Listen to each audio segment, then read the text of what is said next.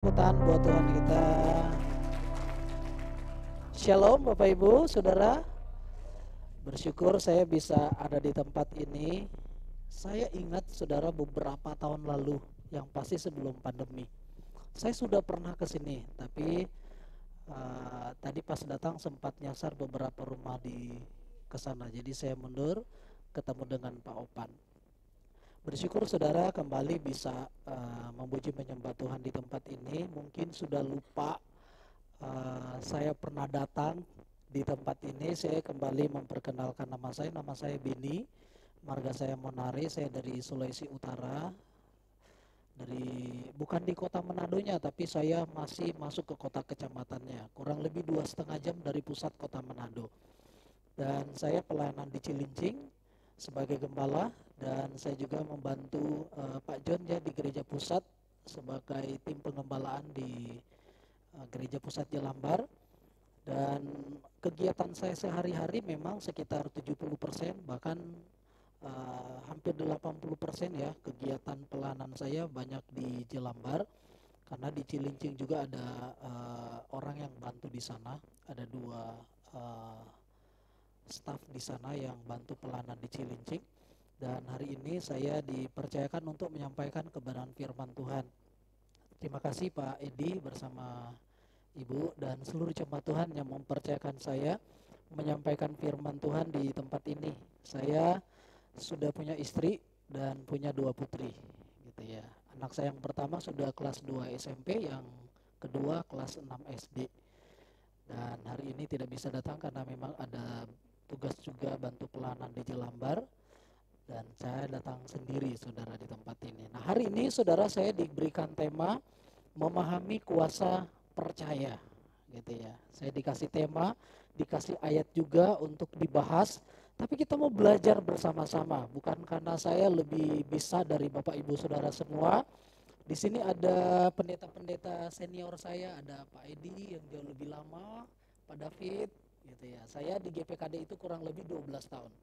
Udah 12 tahun karena saya ingat saya 2010 sekitar bulan 10 apa bulan 11 saya bergabung dengan GPKD Jelambar, dan setahun kemudian, bahkan tidak sampai setahun, saya dipercayakan untuk meneruskan pelayanan pengembalaan di Cilincing pada tahun 2011.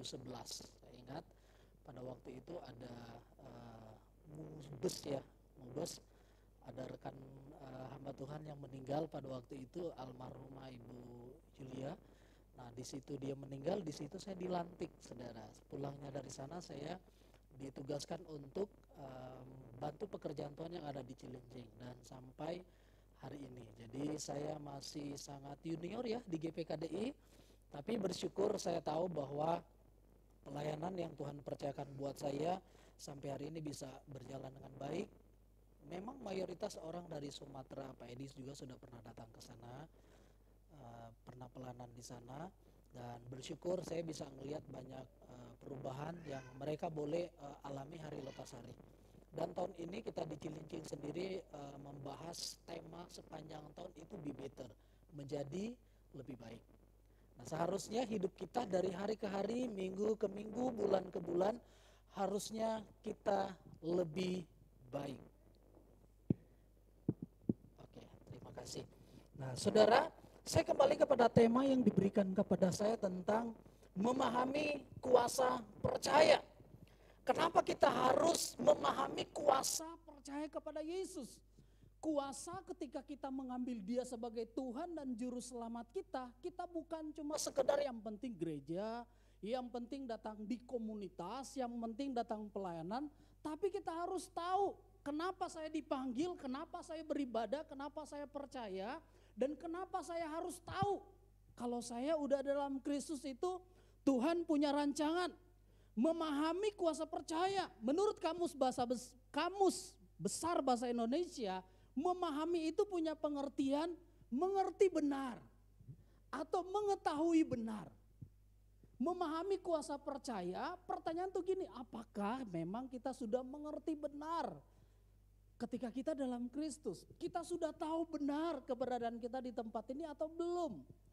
Tapi seharusnya menurut saya ketika kita ngambil sebuah komitmen, langkah awal untuk percaya kepada Tuhan, entah saudara baru sebulan, setahun, 5 tahun, 10 tahun, bukanlah sebuah jaminan kalau kita tahu benar, kalau kita sudah mengetahui persis, oh seperti ini, ikut Tuhan yang sesungguhnya. Kadang-kadang kita cuma pinter secara pengetahuan.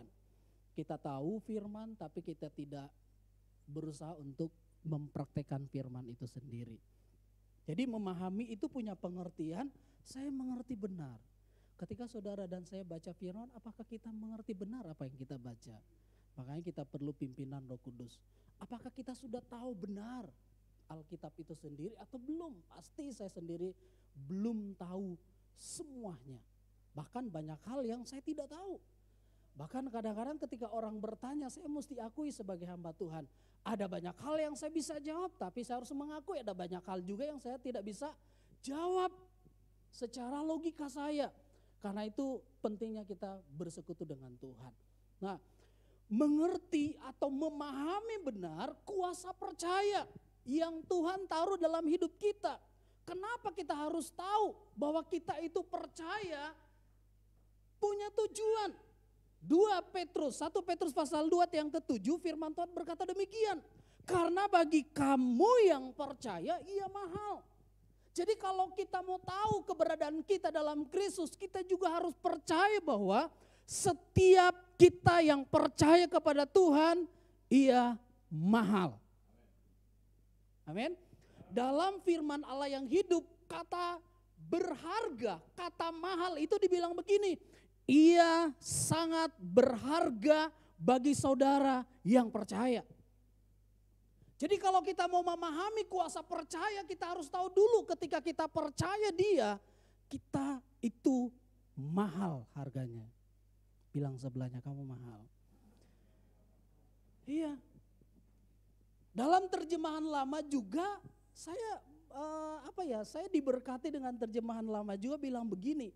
Orang yang percaya itu mahal, tapi dalam terjemahan bilang begini, kita itu menjadi sesuatu yang sangat indah. Menjadi sesuatu keindahan. Jadi dimanapun kita pergi dan berada, orang melihat sesuatu yang berbeda dalam diri kita. Kenapa?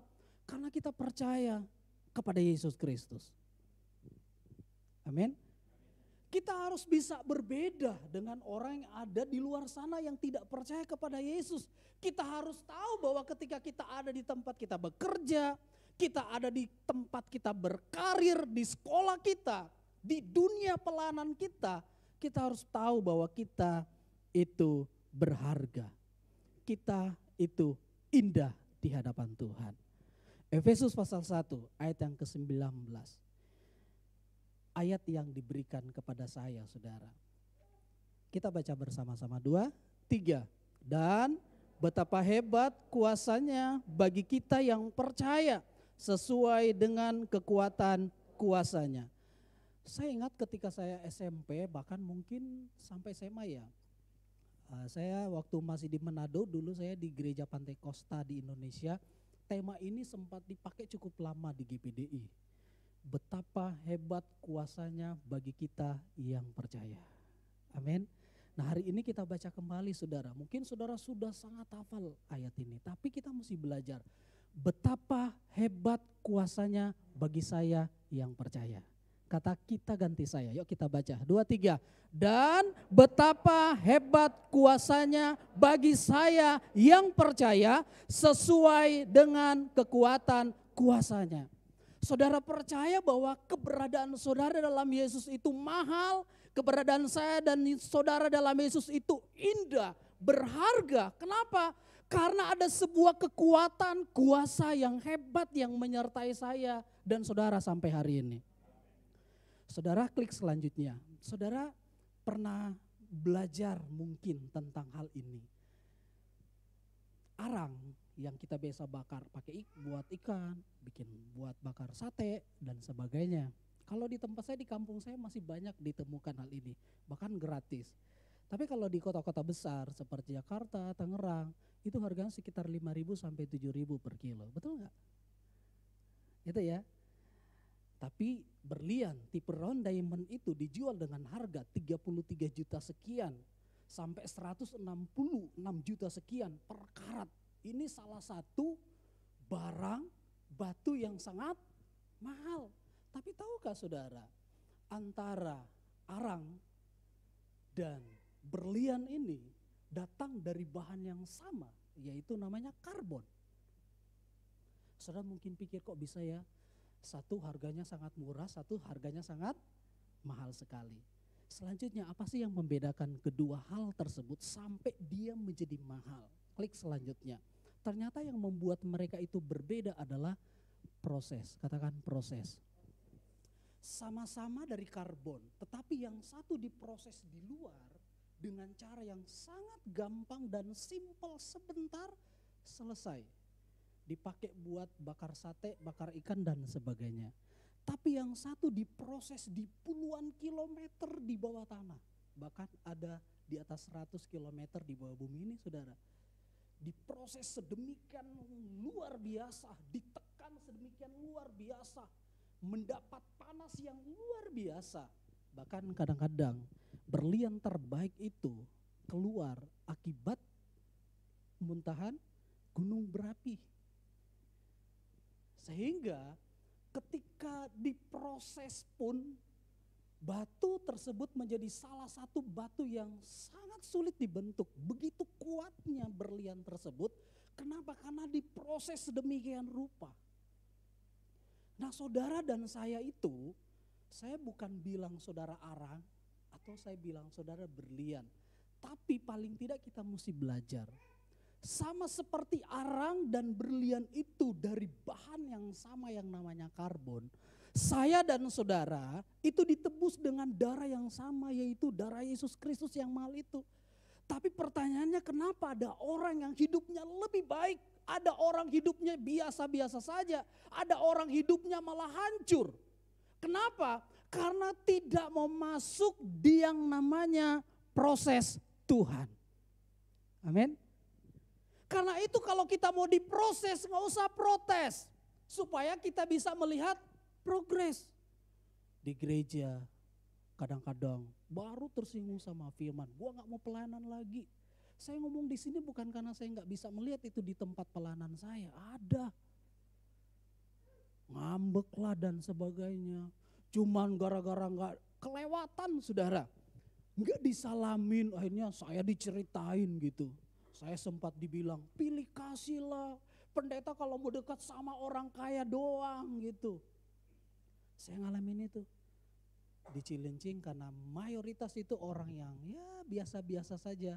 Ya saya nggak ngalamin itu, tapi saya pelayanan di Jelambar juga saudara. Apakah cerita itu ada? Ada aja saudara bercerita. Padahal kalau mau tanya gitu, kadang-kadang dekat sama orang kaya itu suka nggak nyaman juga. Gitu ya. Dikira punya tujuan sesuatu padahal enggak.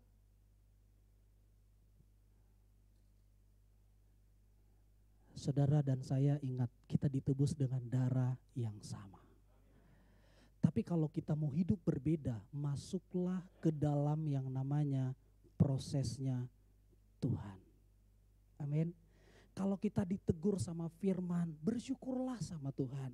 Kalau kita dinasehati sama pemimpin kita karena kita salah, berterima kasihlah karena kita masih dinasehatin saudara. Itu orang yang mau masuk ke dalam yang namanya proses Tuhan.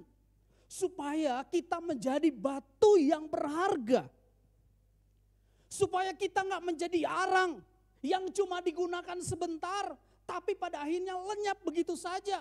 Tapi ketika kita diproses dengan baik oleh Tuhan, maka kita menjadi orang yang berharga di hadapan Tuhan.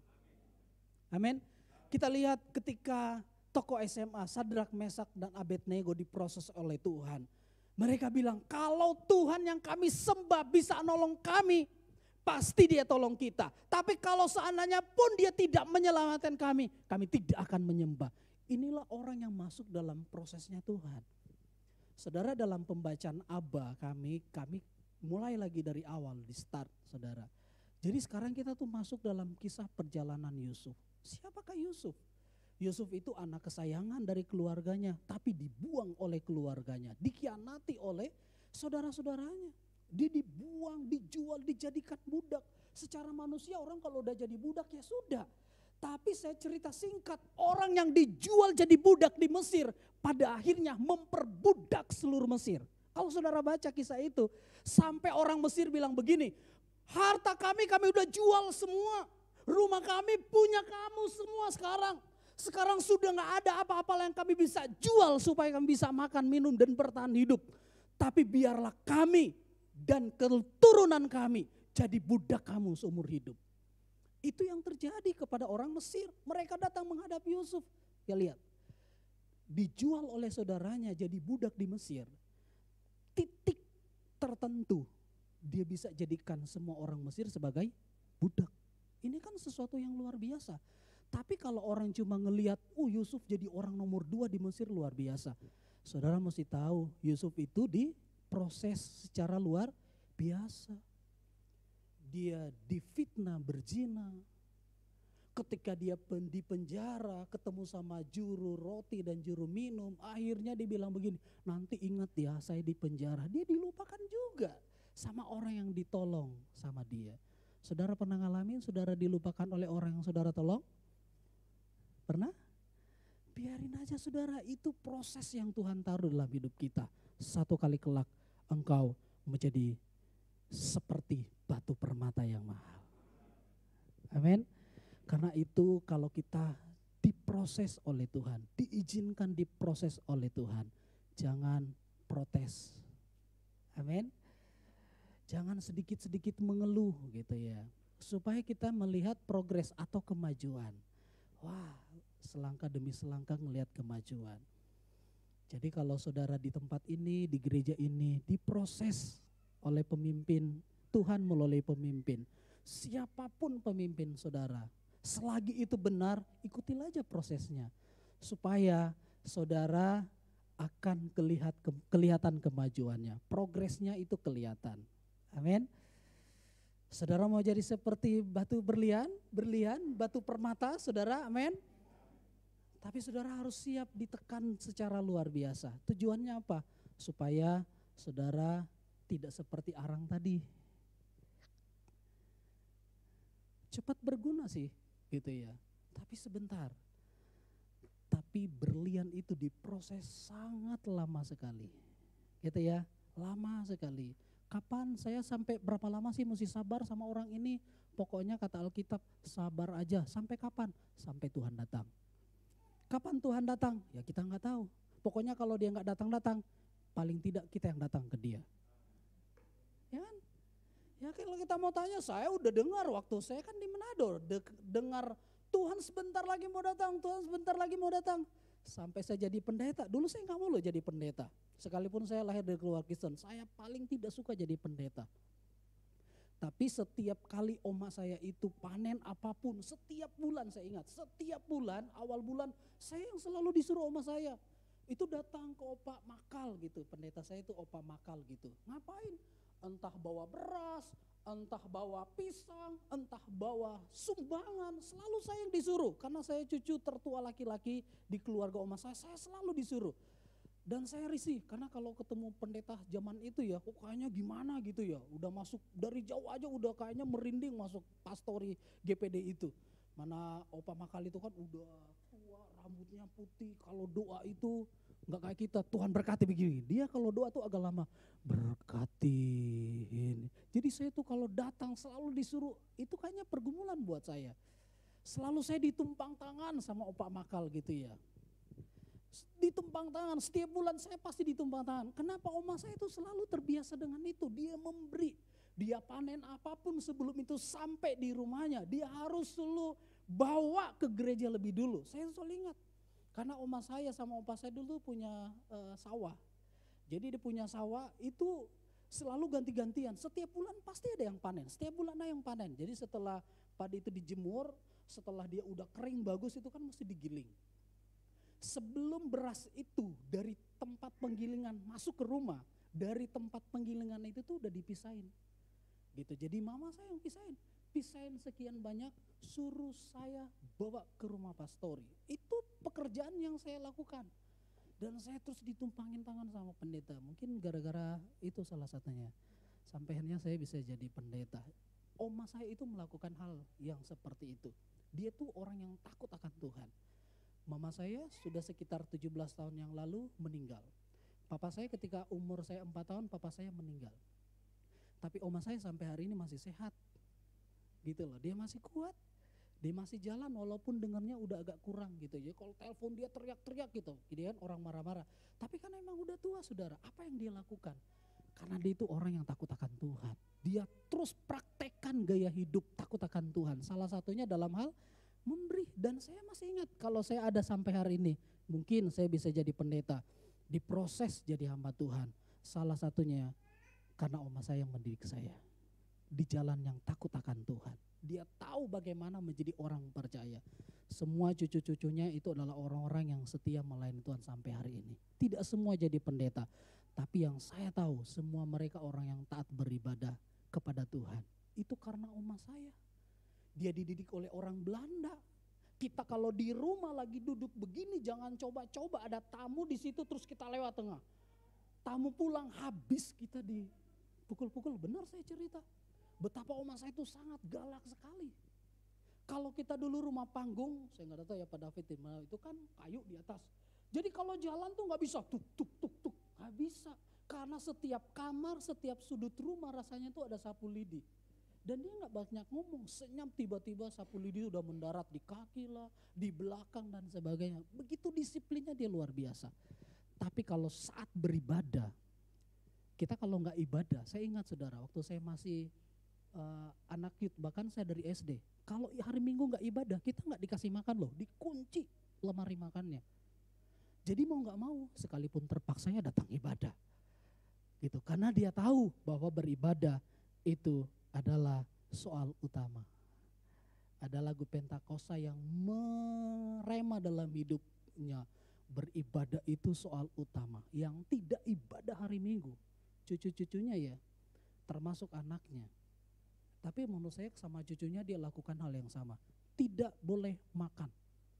Jadi dengan terpaksa ya datanglah ke gereja meskipun cuma main-main di gereja datang demi sebuah makan pulang dia. Karena dia punya kunci, gak bisa dibuka. Nah, itu luar biasa. Tapi saya tahu apa yang dia lakukan itu memproses hidup saya salah satunya sampai saya bisa menjadi hamba Tuhan. Amin. Nah klik selanjutnya. Dalam kita memahami betapa hebat kuasanya bagi kita orang yang percaya, saya mesti baca dari ayat yang ke-15 ayat tersebut. Karena itu setelah aku mendengar tentang imanmu dalam Tuhan Yesus dan tentang kasihmu terhadap semua orang kudus, aku pun tidak berhenti mengucap syukur karena kamu. Dan aku selalu mengingat kamu dalam doaku. Dan meminta kepada Tuhan kita Yesus Kristus, yaitu Bapa yang mulia itu, supaya memberikan kepadamu roh hikmat dan wahyu untuk mengenal Dia dengan benar. Jemaat di Efesus adalah jemaat yang didirikan oleh Paulus. Dia pernah datang ke sana kemudian ditinggalkan. Sehingga pada satu saat dia dipenjara karena Injil. Namun perkembangan jemaat di Efesus itu bertumbuh dengan baik. Karena itu dibilang begini, karena itu setelah aku mendengar tentang imanmu dalam Yesus dan tentang kasihmu terhadap orang kudus, aku tidak berhenti mengucap syukur dan aku selalu ingat kamu dalam doa. Saudara, kalau kita mau memahami yang namanya kuasa percaya itu, ini tidak lepas dari yang namanya kita harus bangun relasi dengan Tuhan dan sesama kita. Paulus bilang begini, karena didengar nih jemaat yang hidup dalam tekanan. Efesus itu adalah kota yang sangat besar.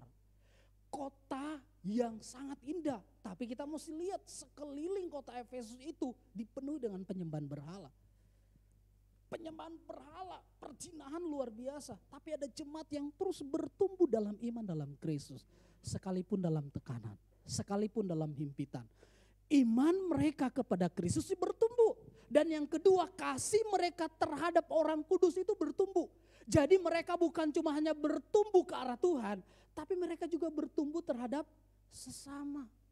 Ini namanya relasi yang terbangun dengan baik, baik kepada Tuhan maupun kepada sesama. Karena itu ayat yang ke-17 bilang begini, Dan aku meminta kepada Allah Tuhan kita Yesus Kristus, yaitu Bapa yang mulia itu, supaya ia memberikan kepadamu roh hikmat dan wahyu untuk mengenal dia dengan benar.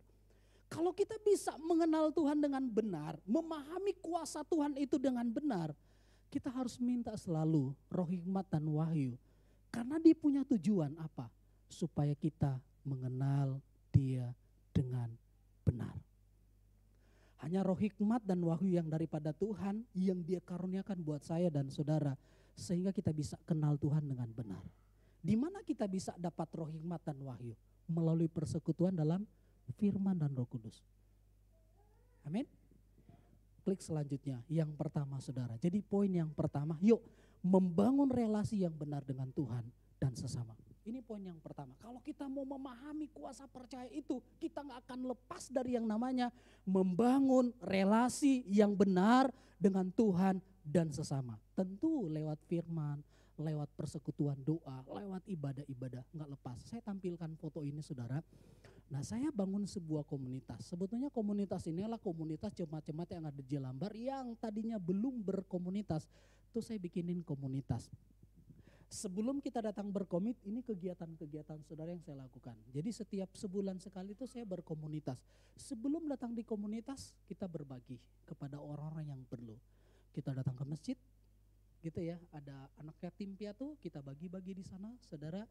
Terus kadang-kadang sekedar di jalan ketemu dengan pedagang-pedagang, tukang sampah dan sebagainya. Saya lakukan itu setiap bulan sekali, gitu. Bukan saya sendiri, tapi bersama dengan komunitas. Mereka kumpul, beli nasi padang yang harganya 10 sampai 15 ribu. Enggak banyak, paling berapa puluh, 20, 30, 40, 50. Kita bagi, setiap bulan kita lakukan. Dan bersyukur saudara, sampai hari ini kami lakukan itu bersama-sama. Ada waktu tertentu saya kumpul juga sama pejabat-pejabat, baik itu kelurahan, RT, RW, camat gitu, sampai terbangun relasi yang baik. Maka ketika Jelambar membangun gereja itu, saya cukup dikenal saudara. Kalau di pemerintahan sana, mungkin kalau di organisasi Pak John lebih dikenal. Tapi dalam pemerintahan di Jelambar itu, saya lebih dikenal daripada Pak John. Kenapa? Karena saya berusaha membangun relasi. Bukan berarti Pak John gak membangun relasi sama mereka, tidak. Tapi memang ada porsi kita masing-masing gitu ya. Jadi yang saya ceritakan ini betapa pentingnya. Jadi saya ngurus surat apapun gampang sama mereka. Ini gak bisa, kadang hari Minggu Pak saya butuh ini. Bisa ketemu, datang aja gitu. Begitu gampang saudara. Kenapa? Ada relasi yang terbangun di sana. Amin. Ada relasi, yuk bangun relasi. Kata firman Tuhan, yuk paling tidak saya setiap pagi paling tidak doain Tuhan, karuniakan saya roh hikmat dan wahyu. Karena apa? Tujuannya supaya kita mengenal dia dengan benar. Amin. Nah, klik selanjutnya lagi. Ini beberapa kegiatan yang saya bisa tampilkan. Saya nggak baru tampilkan. Hampir ada 10 komunitas yang saya bentuk di Jelambar dan yang saya pimpin sampai hari ini. Saudara, kadang kita pergi liburan bareng gitu ya. Kadang sama anak-anak yang separuh sebaya sama saya. Ada orang-orang tua juga yang saya bawa ke sana. Waktu ke Lampung bulan kemarin pun saya ajak beberapa dari mereka. Dan mereka senang saudara. Kenapa bisa terbangun hal seperti itu? Mereka tahu bahwa tugas mereka sebagai orang percaya itu gak berhenti di gereja lokal. Bahkan mereka tanya, Pak Ben bulan Agustus kok kita gak pergi? Saya bilang nanti saya jadwalin deh. Nah gitu, karena sayanya belum ketemu jadwal yang baik. Kenapa? Karena mereka mulai tahu, iya tugas saya sebagai orang percaya bukan cuma hari di gereja lokal. Bukan cuma sekedar datang di komunitas, tapi mulai jadi berkat keluar. Gitu ya, termasuk di gereja-gereja cabang kita. Klik selanjutnya. Nah berikut, ayat yang ke-18 bilang demikian. Dan supaya ia menjadikan mata hatimu terang, agar kita mengerti pengharapan. Nih mata hati kita perlu diterangi saudara. Minta Roh Kudus menerangi mata hati kita, supaya kita mengerti pengharapan yang terkandung dalam panggilannya. Betapa kayanya kemuliaan bagian yang ditentukan baginya bagi orang-orang kudus. Dan betapa hebat kuasanya bagi kita yang percaya. Sesuai dengan kekuatan kuasanya yang dikerjakannya dalam Kristus Yesus dengan membangkitkan dia dari antara orang mati dan mendudukan dia di sebelah kanannya di sorga. Yang kedua saudara, yuk kita belajar. Kalau tadi yang pertama kita belajar, bangun relasi yang benar dengan Tuhan dan sesama. Poin yang kedua untuk kita bisa mengerti dan memahami kuasa Tuhan, klik selanjutnya, mintalah roh hikmat dan wahyu supaya kita bisa kenal Dia dengan baik dan benar. Saudara, saya tampilkan foto ini. Mungkin banyak orang gak tahu, ini adalah salah satu orang tua yang usianya 71 sama 73 tahun. Tahun kemarin saya itu membaptis mereka ini. Ini itu besannya daripada Pak Hadi Rustiawan. Jadi ini Om Hadi punya anak perempuan yang ketiga kalau nggak salah. Ini mertuanya. Mereka ini tuh belum percaya sama Tuhan. Sekian lama diinjili, belum percaya sama Yesus Kristus secara pribadi. Sampai satu titik mereka mau dilayanin. Nah, saya bikin pemuritan di rumah dia. 3,5 bulan saya bikin pemuritan. Karena yang satu udah susah jalan. Saudara tahu apa yang terjadi? Saya tahu kalau dia bisa menerima sebagai Tuhan Juru Selamat. Karena dia menerima pewahyuan tadi. Gitu, dia menerima pewahyuan. Saudara, ketika saya dengar kesaksian dia. Hampir 40 tahun kurang lebih. Dia kepahitan sama suaminya. Jadi si ibu ini saya lagi bikin pemulihan di rumah layanin. Dia hampir 40 tahun tuh kepahitan sama suaminya. Karena menurut dia suaminya itu pernah gak bener lah gitu ketika beberapa tahun menikah. Jadi begitu lama sekali. Bahkan istrinya itu ketika ayo tante bilang dong sama om gitu. Maafin saya mengasihi, itu susah sekali keluar dari mulutnya. Kenapa? Setelah dikorek ternyata kepahitan puluhan tahun itu sangat lama. Tapi kita lihat pemuritan itu mengubah mereka. Orang yang sudah tua loh, itu mengubah dan hari itu mereka bisa saling berpelukan. Dipulihkan dan saya membaptis mereka di rumah Pak Fendi di Motherland. Gitu. Dengan 5 orang tua lainnya saudara. Yang sudah tua-tua. Jadi itu salah satu rekor yang menurut saya yang Tuhan anugerahkan buat saya. Saya baptis orang-orang tua 70-an tahun ke atas gitu. Di masa tua mereka, ketika mereka mengalami pewahyuan Tuhan, mereka mau berubah dan bertobat supaya mereka bisa kenal Tuhan dengan baik. Dan puji Tuhan sampai hari ini mereka jadi orang yang percaya sama Yesus. Kenapa bisa terjadi hal seperti itu? Karena ada pewahyuan yang mereka terima melalui firman Tuhan. Mereka tahu betapa hebat kuasa Tuhan. Secara manusia gak mungkin, karena udah puluhan tahun. Gitulah, hitung-hitung usia, udah bentar lagi pasti ya dipanggil Tuhan gitu. Tapi sebelum dipanggil Tuhan, mereka diubahkan dan dipulihkan oleh Tuhan. Berubah, dan mereka jadi orang yang setia sampai hari ini. Amin. Saya punya komunitas ini ibu-ibu, ini sama ibu-ibu lansia nih. Mereka gak cuma mau di rumah, komunitas pun bangun di Nako. Kalau saudara ke Kopi Nako di Sumarekon Bogor, mereka nongkrong di situ juga. 2 bulan sekali ngajak keluar gitu, tapi saya gak apa-apa. Kadang-kadang pergi saya laki-laki sendiri, sama istri saya temenin gitu, gak apa-apa. Demi sebuah pengenalan akan Tuhan. Mereka lakukan hal itu. Yuk jemaat di tempat ini, hiduplah dalam komunitas yang baik dan benar. Bertumbuh bersama di sana. Amin. Ini yang ngafeh sama saya. Ini orang-orang yang cuma asal datang ke gereja.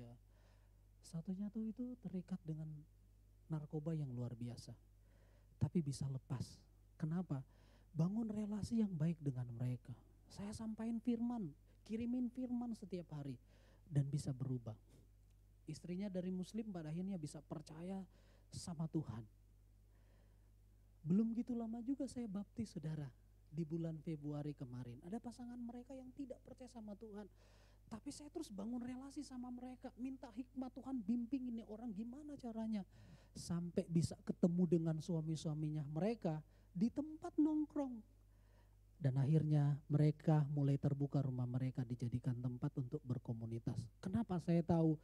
Karena mereka mulai mengerti ada kuasa Tuhan yang menjamah melawat hidup mereka. Amin.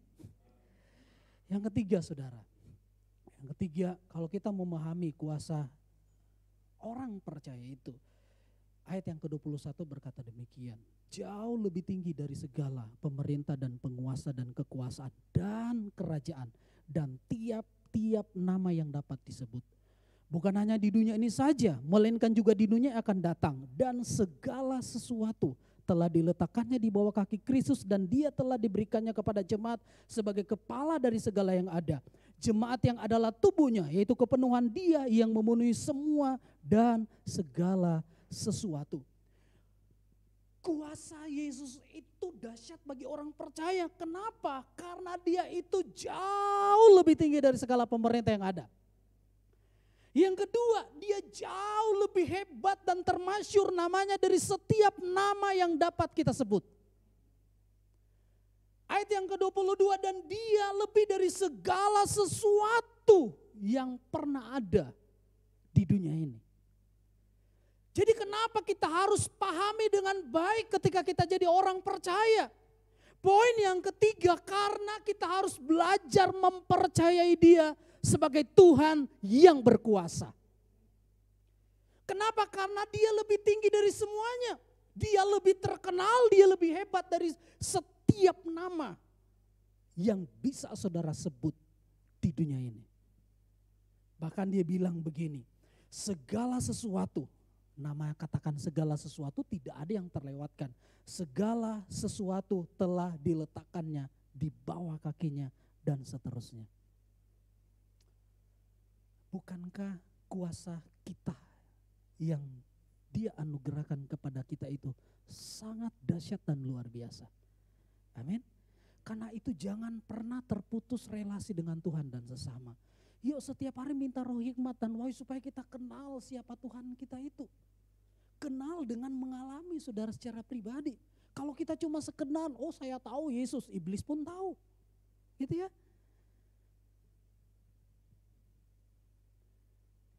Kalau saudara cuma sekedar rajin ke gereja, di kitab Ayub satu saat pun iblis pernah datang menghadap Tuhan gitu ya. Tapi kenapa kita bukan cuma kayak iblis datang, pulang begitu aja. Tapi kita belajar jadi orang percaya yang bukan cuma sekedar kenal, kita tahu, kita kenal dan kita praktekkan. Yang membedakan kita dan iblis adalah kita mempraktekkan firman itu. Amin. Ahli Taurat kan kalau datang tuh cuman cari-cari kesalahan Tuhan Yesus sama orang Farisi. Betul nggak Pak David? Jadi kalau ke gereja tuh cuma, saya mau lihat nih, WL salahnya di mana, pengkhotbah salahnya di mana. Nah kalau ketemu orang kayak gitu, nah itu tuh model-model orang Farisi dan ahli Taurat. Bukan berarti pendeta nggak pernah salah, pendeta bisa salah, pendeta juga manusia, punya hati, punya rasa. Itu ya, jangan kau samakan dengan pisau belati gitu ya. Pendeta juga manusia, punya hati, punya rasa gitu. Pendeta tuh bukan malaikat, dia bisa salah saudara. Tapi jangan juga datang ke gereja hanya mencari-cari kesalahan, kekurangan orang lain. Tuh kita tumbuh bersama menjadi lebih baik. Percayai dia sebagai Tuhan yang berkuasa. Satu saat ketika Yesus berkata kepada murid-muridnya, hai murid-murid, marilah kita bertolak ke seberang. Tiba-tiba di tengah perjalanan mereka, perahu mereka diterpa ombak yang begitu ganas. Terus murid-muridnya itu begitu susah payah gitu kan, murid-muridnya kan nelayan. Itu kan tempat mereka mencari ikan gitu ya. Mereka ahli nelayan, bahkan kalau punya gelar S2, bahkan mungkin doktor gitu ya. Nelayan hebat, tapi mereka pusing, kami sudah mau binasa. Tapi Yesus tiba-tiba datang, dia bilang, hai angin danau, tenang, semua jadi tenang.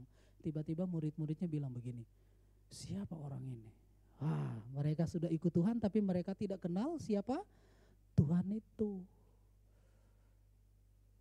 Siapa orang ini gitu. Jangan sampai saudara datang rajin ke gereja tapi nggak kenal siapa Tuhanmu itu.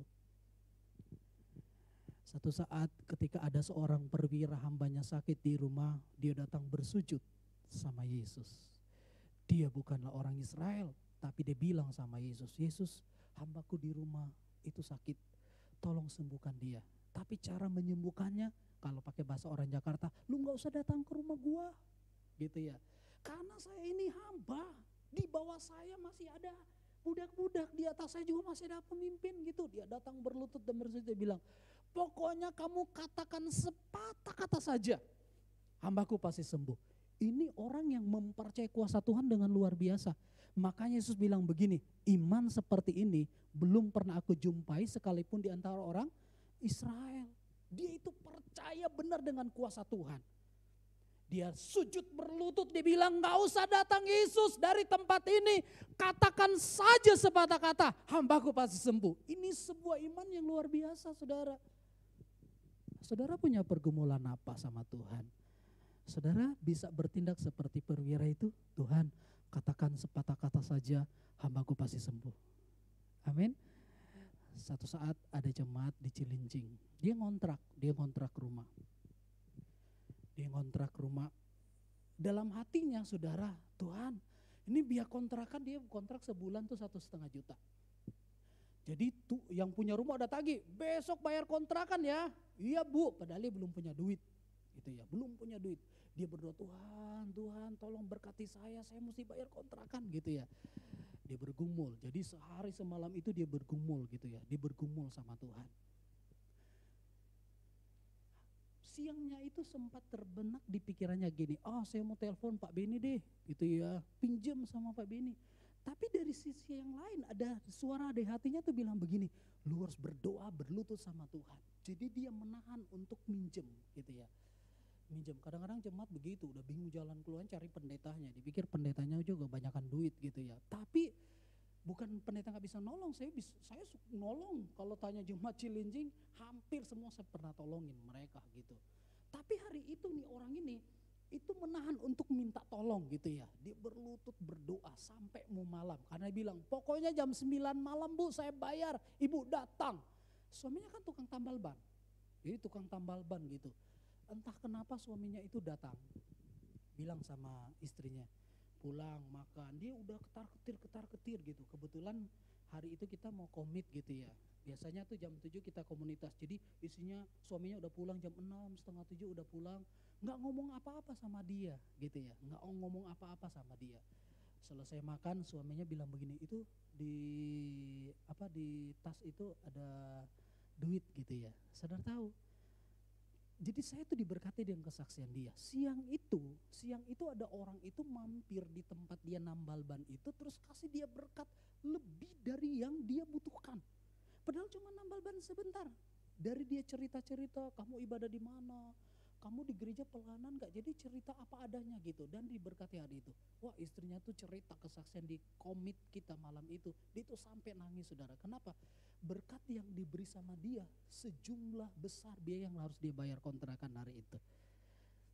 Ini saya cerita sama saudara kenapa? Karena dia itu ada bisikan-bisikan, udah berdoa berserah gitu. Ketika dia berdoa, mujizat Tuhan terjadi. Amin. Mujizat Tuhan terjadi. Saya ketika datang di Jakarta, saya tahu saya perantau, saya nggak punya apa-apa gitu ya. Tapi saya tahu apa yang pernah saya imani dulu beberapa tahun sebelumnya. Mungkin kalau saya lihat, saya datang bawa kendaraan. Tahun 1999, selama 3 tahun, saya itu tukang cuci mobil pendeta gitu ya. Tapi sambil saya lakukan itu satu saat saya punya mobil gitu ya, satu saat saya punya mobil gitu ya. Kapan itu terjadi? Setelah 13 tahun kemudian, Tuhan wujudkan itu dalam hidup saya. Jadi saya bukan cuma ongkang-ongkang kaki, ada yang pernah saya lakukan sebelumnya. Amin. Hari ini saya datang, saya bawa kendaraan gitu ya. Bagi saya itu kendaraan mewah buat saya. Saudara punya kendaraan lebih mahal gak apa-apa, tapi buat saya itu kendaraan mewah. Saya ceritanya bukan kesombongan. Tiba-tiba ada orang bilang begini, Pak Beni gitu ya, kendaraannya kayaknya udah perlu ganti gitu ya. Mana punya duit perlu diganti gitu ya. Udah, ntar dikasih kemudahan dan sebagainya gitu ya. Ya saya lakukan hal itu. Saya belajar. Sempat menolak, belum waktunya lah. Kadang-kadang malu juga kan pendeta gitu, kesana sini kelihatan kok kayaknya pameri, padahal bukan itu saudara. Saya cerita ini karena saya tahu Tuhan yang gerakan orang itu. Amin. Saya belajar bahwa saya perlu berserah dan berharap sama Tuhan. Sehingga saya mengalami yang namanya Tuhan berkuasa melawat dan menjamah saya secara pribadi dan bersama keluarga. Dan Tuhan bukakan jalan banyak hal. Yang terakhir saudara mungkin tahu yang namanya Komplek Ambon itu. Saya tinggal di situ sekarang. Orang gak mau datang ke situ. Tiba-tiba saya datang ke sana, ada rumah yang mau dijual di sana. Jadi saya dekat-dekatan sama Casa Jardin. Selama saya tinggal di situ baik-baik aja. Orang nggak mau di situ. Ada rumah yang mau dijual berapa? Jual sekian, 300 jutaan sekian. 6 kali 15 gitu. Fondasi sudah ada, udah berdiri gitu. Orangnya butuh duit. Saya punya duit 35 juta waktu itu. Entah kenapa saya sama istri sepakat kita doain gitu ya. Beli aja nih rumah gitu ya. Beli itu rumah gitu ya. Masalahnya duitnya cuma 35 juta. Rumahnya mau dijual 350 juta. Berarti kan cuma 10%-nya gitu ya. Bingung Tuhan gimana caranya gitu ya. Ya kita berdoalah. Tapi saya singkat cerita sama saudara. Tuhan bukakan jalan dengan cara yang luar biasa. Sampai kita bisa bayar semua. Amin. Wah saya orang bilang gitu udah masukin aja pinjaman ke bank sertifikatnya. Saya punya istrinya punya kenalan bank. Ditolak semua. Kenapa? Pas ditanya pekerjaannya pendeta, kayaknya nggak dipercaya sama bank kalau pekerjaan pendeta gitu. Lihat ada slip gajinya nggak gitu lihat tuh. Ditolak semua saudara. Saya hanya belajar kalau sampai bank hari itu terima, saya masih bayar sama bank 10 sampai 12 tahun. Tapi ketika bank tolak itu dalam waktu nggak sampai 2 tahun kita bisa beresin semua. Saya belajar. Ternyata Tuhan itu bukakan jalan dengan cara-cara yang ajaib dan di luar logika kita. Pertanyaannya gimana? Saya juga bingung tiba-tiba kok bisa terbayar semuanya gitu ya. Dengan tidak berhutang apa-apa. Semua karena Tuhan. Amin. Yuk percayalah bahwa ada kuasa bagi orang yang percaya. Tuhan memberkati buat saudara semua. Saya klik selanjutnya lewatin lagi nih saudara, kita belajar. Tolong lewatin aja. Karena kalau kita percaya dengan mulut kita tuh berkuasa. Apa yang engkau imani, apa yang engkau percaya, lakukan bagianmu, biar Tuhan yang lakukan bagiannya. Kalau kita mau memahami kuasa percaya, jangan lupa bangun relasi dengan Tuhan dan sesama. Minta roh hikmat dan wahyu untuk mengenal Dia dengan benar. Dan yang terakhir, percayalah Dia sebagai Tuhan yang berkuasa. Manusia punya kuasa tapi tidak berkuasa. Iblis punya kuasa tapi Tuhan kita lebih berkuasa. Amin. Tuhan Yesus memberkati buat kita semua. Mari kita